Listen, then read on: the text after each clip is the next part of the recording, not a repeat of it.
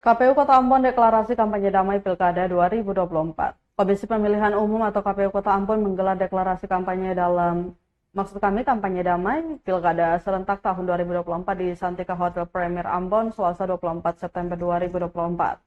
Deklarasi kampanye damai dihadiri 4 pasangan calon wali kota dan wakil wali kota Ambon, yakni Agus Ririmase, Novan Lim nomor urut 1, Bodewinwati Mena Elito Isutan nomor urut 2, kemudian tadi Salam PCM Lee Domingus Luhukai nomor urut 3 dan Yan Ceweno Syarif Bakri Asyatri nomor urut 4.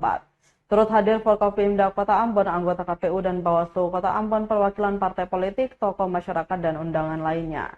Ketua KPU Ambon Kahrudin Mahmud mengatakan kegiatan ini dilakukan menindaklanjuti keputusan KPU RI nomor 2099 tentang pelaksanaan kampanye damai di Pilkada 2024. Sesuai yang diamanatkan dalam peraturan KPU nomor 2 tahun 2024 tentang tahapan dan jadwal pemilihan gubernur, wakil gubernur, bupati, wakil bupati, serta wali kota, wakil wali kota tahun 2024. Kahrudin berharap dengan digelarnya tahapan ini, para kandidat yang akan berlaga di Pilkada nanti dapat melaksanakan kampanye dengan tertib dan damai.